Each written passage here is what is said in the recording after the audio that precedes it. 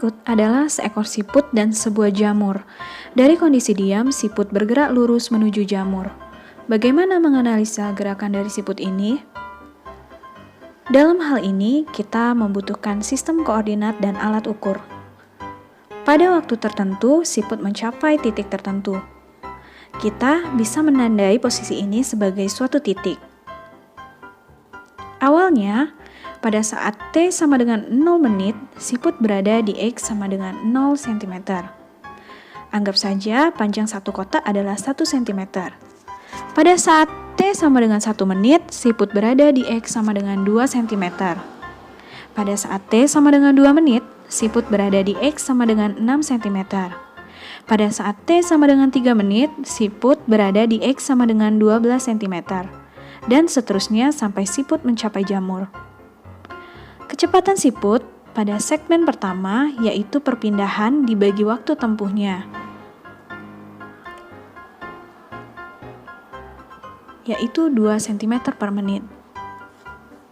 Pada segmen kedua, kecepatan siput adalah 6-2 per 2-1 yaitu 4 cm per menit. Pada segmen ketiga, kecepatan siput adalah 12-6 per 3-2 yaitu 6 cm per menit dan seterusnya sampai mencapai V5.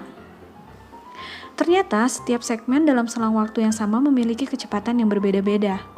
Namun demikian, selisih kecepatan setiap segmen adalah tetap yaitu 2 cm per menit. Artinya, kecepatan setiap segmen berubah secara teratur. Gerak lurus seperti ini disebut sebagai gerak lurus berubah beraturan.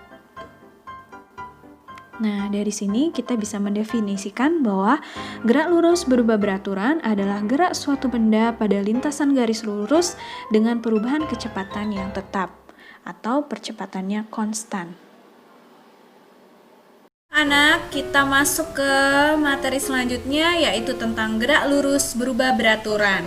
Nah, seperti yang Ibu jelaskan tadi bahwa gerak lurus berubah beraturan adalah gerak lurus dengan percepatan tetap. Ingat ya materi sebelumnya, untuk mencari percepatan itu adalah perubahan kecepatan terhadap waktu. Maka ini bisa dikali silang ya, A dan T-nya yaitu AT sama dengan V dikurang V0. Sehingga kalau kita pindah ruas V0-nya ini ke kiri menjadi plus kan, plus V0. Berarti V0 ditambah AT sama dengan V. Sehingga V sama dengan V0 ditambah AT. Dengan V adalah kecepatan akhir, V0 adalah kecepatan mula-mula, A adalah percepatan, dan T adalah waktu. Ini adalah persamaan pertama pada gerak lurus berubah beraturan. Nah, pada materi sebelumnya juga kita sudah mempelajari bahwa jarak adalah luas daerah pada grafik kecepatan terhadap waktu. Jadi misalnya ini adalah grafik kecepatan terhadap waktu pada gerak lurus berubah beraturan ya. Mula-mula kecepatan benda adalah V0, kemudian dipercepat dalam waktu T sehingga kecepatannya naik menjadi V. Nah, ingat ya, jarak adalah luas daerah pada grafik. Nah, pada grafik ini, luasan yang dibentuk adalah luasan trapesium. Maka kita gunakan rumus luas trapesium, yaitu sisi sejajar, jumlah sisi sejajar, dikali tinggi trapesiumnya dibagi 2. Maka jumlah sisi sejajarnya adalah V0, dari sini ke sini adalah V0.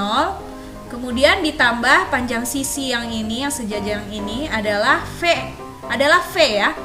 Jadi V0 ditambah V dikali tingginya adalah T ini dibagi 2. Dengan ingat ya persamaan yang sebelumnya bahwa V sama dengan V0 ditambah AT. Maka kita ganti V ini dengan V0 ditambah AT. Jadi rumusnya menjadi ini. V0-nya menjadi 2V0 ditambah AT dikali T dibagi 2. 2V0 dikali T menjadi 2V0T dibagi 2. Ditambah AT dikali T adalah AT kuadrat dibagi 2. 2 dibagi 2 sama dengan 1 sehingga tinggal V0T aja. ditambah AT kuadrat dibagi 2 adalah setengah AT kuadrat. Jadi luas trapesium yang dibentuk ini adalah VN0T ditambah setengah AT kuadrat. Maka rumus jarak pada gerak lurus berubah beraturan adalah V0T ditambah setengah AT kuadrat. Ini merupakan persamaan kedua pada gerak lurus berubah beraturan. Nah, sekarang kita lihat ya hubungan antara perpindahan kecepatan dan percepatan. Pada slide sebelumnya kita sudah menemukan persamaan jarak. Nah, kemudian kita ingat lagi bahwa rumus percepatan adalah perubahan kecepatan terhadap waktu. Maka waktu itu rumusnya menjadi V dikurang V0 per A ya, tinggal dipindahkan posisinya aja. Nah, T yang diperoleh dari sini tadi kita masukkan ke persamaan jarak yang kita peroleh sebelumnya. Jadi T-nya itu kita ganti dengan V min V0 per A. Sehingga hasilnya adalah ini. Kemudian kita kali masuk ya V0V per A menjadi V0V per A dikurang V0-nya menjadi V0 kuadrat per A, kemudian ditambah setengah A dikali V min V0-nya kita kuadratkan menjadi V kuadrat min 2 V0V plus V0 kuadrat per A-nya dikuadratkan menjadi A kuadrat. Kemudian A-nya berarti bisa dicoret ya, ini A-nya 1, ini A-nya dicoret 1, jadi tinggal 1 A-nya. Kemudian dikali masuk ya dengan setengahnya ini. Setengah dikali V kuadrat per A adalah V kuadrat per 2A. Kemudian setengah dikali min V 2V0V per A adalah min 2V0V per 2A. Kemudian setengah dikali V0 kuadrat per A adalah V0 kuadrat per 2A. Nah, 2V0V per 2A ini kan bisa dicoret duanya ya. V0V per A menjadi V0V per A. Nah, di sini ada plus V0V per A, di sini ada min V0V per A sehingga bisa dicoret. Habis ya. Kemudian ini yang sama yaitu V0 kuadrat per A min V0 kuadrat per A ditambah V0 kuadrat per 2A itu sama dengan min 1. Yang ini plus setengah ya, berarti min setengah V0 kuadrat per A atau min V0 kuadrat per 2A. Nah, yang ini kan nggak ada pasangannya nih, tetap ditulis lagi V kuadrat per 2A. Sehingga diperoleh rumus ini ya. Rumus ini berarti kita ubah bentuknya menjadi seperti ini, bisa diubah bentuknya karena penyebutnya sama. Kemudian 2A ini kita kalikan dengan S ini. 2AS sama dengan V kuadrat min V0 kuadrat.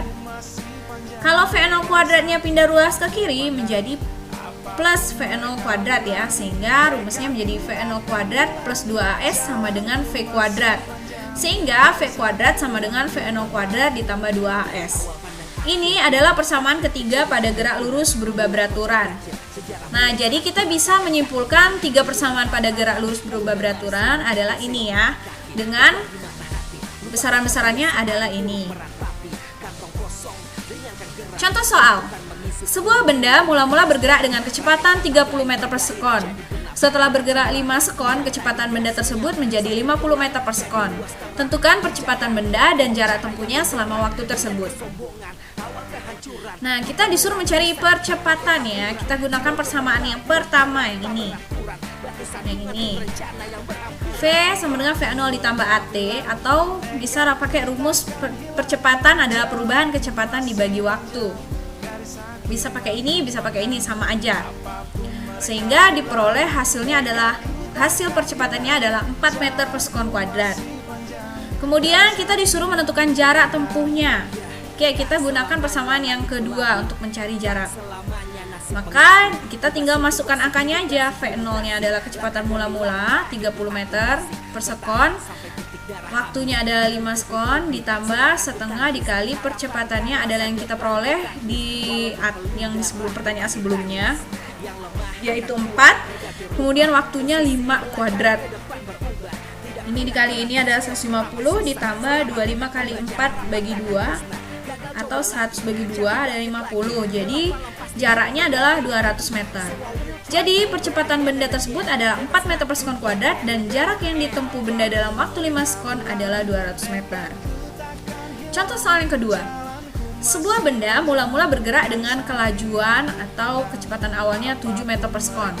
Jika percepatan benda tersebut sebesar 1,5 meter per sekon kuadrat, percepatannya adalah 1,5 meter per sekon kuadrat, tentukan kelajuan benda tersebut ketika jarak tempuhnya 105 meter dari titik awal. Jaraknya adalah 105 meter, ya. Jadi ada 3 besaran, yaitu V0, A, dan S. Sedangkan kita disuruh mencari kelajuan akhir benda tersebut atau V. Nah, kita perhatikan dari ketiga rumus ini, persamaan ini, kira-kira yang mengandung 3 besaran tadi adalah persamaan ketiga. Tadi kan diketahui V0, A, dan S-nya, sehingga kita bisa gunakan persamaan ketiga ini. Jadi kita tinggal masukkan saja angka-angka yang diketahui tadi dan diperoleh nilai kecepatannya adalah mendekati 19 meter per sekon. Jadi kelajuan benda tersebut ketika menempuh jarak 105 meter dari titik awal adalah 19 meter per sekon. Nah, demikianlah penjelasan Ibu tentang materi gerak lurus berubah beraturan. Semoga kalian bisa memahami materi ini dengan baik, tetap semangat belajar, dan keep the spirit high.